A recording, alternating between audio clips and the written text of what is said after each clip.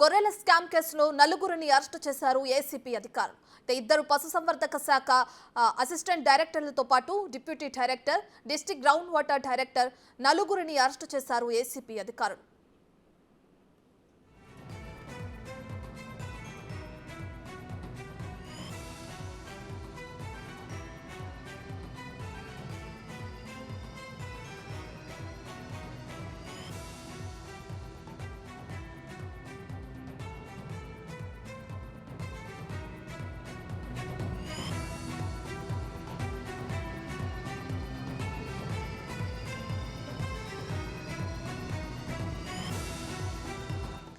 గత బీఆర్ఎస్ పాపాల పుట్టను ఒక్కటొక్కటిగా రేవంత్ సర్కార్ వెలుగులోకి తీస్తోంది. ఈ క్రమంలో గత కేసీఆర్ పాలనలో గొర్రెల స్కామ్ పై దృష్టి సారించింది. ఈ కేసులో ఏసీపీ అధికారులు లోతుగా దర్యాప్తు చేస్తున్నారు. అంతేకాదు ఇప్పటికే ఈ కేసులో నలుగురిని ఏసీపీ అధికారులు అరెస్టు చేశారు. వీరిలో ఇద్దరు పశుసంవర్ధక శాఖ assistant directors, deputy director, district ground water director ఉన్నారు.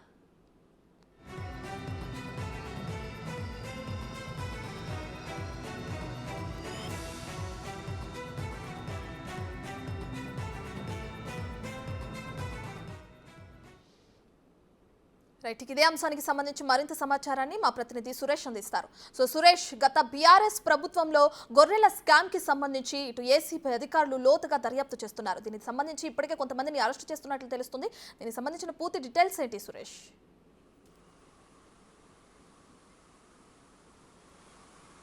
గత ప్రభుత్వంలో గొర్రెల స్కీమ్లో స్కామ్ జరిగిందంటూ కూడా ఆరోపణలు వచ్చాయి. ఆరోపణలతో పాటు బాధితులు గచ్చిబౌలి పోలీస్ స్టేషన్లో ఫిర్యాదు చేయడం జరిగింది. ఆ కేసులో ప్రభుత్వ ఉద్యోగులు ఉన్నారు కాబట్టి ఏసీబీకి ట్రాన్స్ఫర్ చేసి దీనిపైన పూర్తి దర్యాప్తు చేయాల్సిందిగా ప్రభుత్వం ఆదేశించింది. అందులో అనుగుణంగానే ఏసీబీ అధికారులు దర్యాప్తులో భాగంగా ఏదైతే ప్రభుత్వానికి సంబంధించిన ప్రభుత్వ ఉద్యోగులే ఈ కరప్షన్కి పాల్పడినట్టు గుర్తించడం జరిగింది.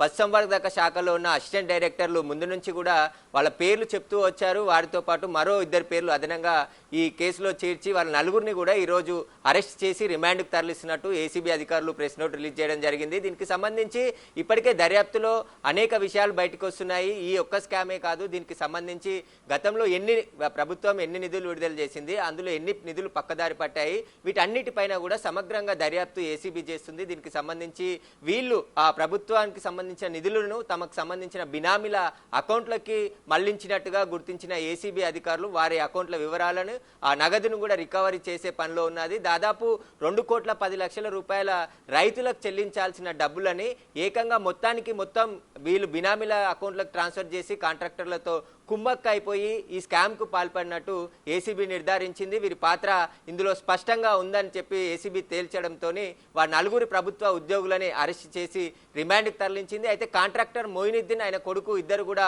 పరారీలో ఉన్నారు. వారికి సంబంధించిన ఆచూకీ ఇంకా ఏసీబీ అధికారులకు రాలేదు. కాబట్టి ఇప్పటికే రైతులకు సంబంధించి 17 మంది రైతులను ఏసీబీ అధికారులు ఏసీబీ ప్రధాన కార్యాలయానికి పిలిచి వారి స్టేట్మెంట్ను రికార్డ్ చేసుకోవడం జరిగింది. వారి దగ్గరున్న ఆధారాలు, వీళ్ళకి సంబంధించిన వివరాలు అన్నిటిని కూడా సేకరించిన తర్వాత ఈ రోజు వీరి నలుగురిని కూడా అరెస్ట్ చేసి రిమాండ్కి తరలించారు. ఇక కాగ్ కూడా ఇప్పటికే గొర్రెల స్కామ్లో భారీ అవినీతి జరిగిందని రిపోర్టు వెల్లడించిన నేపథ్యంలో పూర్తిగా ఈ స్కీమ్ పైననే ఏసీబీ అధికారులు దర్యాప్తు చేపడుతున్నారు. మొత్తం 6,000 కోట్లకు పైగా నిధులు ప్రభుత్వం నుంచి విడుదల చేశారు. కాబట్టి లబ్ధిదారులకి ఎన్ని చేరాయి, కాంట్రాక్టర్లకు ఎన్ని చేరాయి, ప్రభుత్వ ఉద్యోగులు ఎంత కమిషన్ తిన్నారు, పూర్తి దర్యాప్తు కొనసాగుతుంది. ఇంకా కేసు విచారణలో ఉంది కాబట్టి ఇంకా అరెస్టులు కొనసాగే అవకాశం ఉంటుంది. అప్పటి మాజీ మంత్రి తలసాని శ్రీనివాస్ యాదవ్ అత్యంత సన్నిహితుడు ఈ మొయినుద్దీన్ కాంట్రాక్టర్ అని చెప్పేసి కూడా రైతులు ఆరోపిస్తున్నారు. ఈ రైతులకు సంబంధించి ఆయనకే కాంట్రాక్ట్ వచ్చే విధంగా మంత్రి చూశాడు, అందుకే ఈయన ఇంత దర్జాగా భారీగా మోసాలకు పాల్పడ్డాడని చెప్పేసి కూడా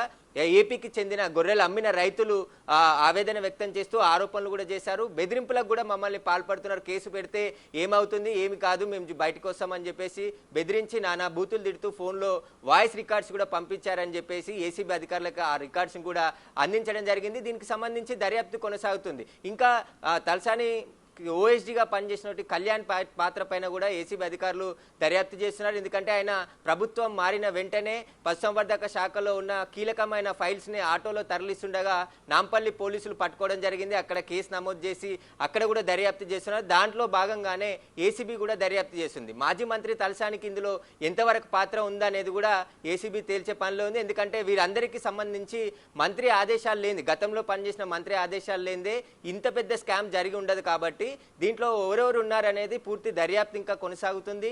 ఎవరెవరికి కాంట్రాక్టర్, ఎందుకంటే ఒక కాంట్రాక్టర్ విషయంలోనే 2,10,00,000 రూపాయలు పక్కదారి పట్టాయంటే మొత్తం 6,000 కోట్ల రూపాయలు నిధులు దఫాలుగా విడుదల చేశారు. కాబట్టి గత ప్రభుత్వంలో ఇందులో ఎంత స్కామ్ జరిగింది, అసలు ఎవరెవరు పాల్గొన్నారు, ఇంకా ఎంతమంది దీంట్లో బాధ్యులు ఉన్నారు అనేది ఏసీబీ దర్యాప్తు కొనసాగుతుంది. దీనికి సంబంధించి వివిధ రకాల ఆఫీసర్స్ ఇందులో పాల్గొనడం జరిగింది. అసిస్టెంట్ డైరెక్టర్, పశుసంవర్ధక శాఖకు సంబంధించిన అసిస్టెంట్ డైరెక్టర్లతో పాటు గ్రౌండ్ వాటర్కి సంబంధించిన ఒక డైరెక్టర్ని కూడా అరెస్ట్ చేశారు ఏసీబీ అధికారులు. వీళ్ళందరి పాత్ర పైన కూడా విచారణ జరుపుతున్నారు.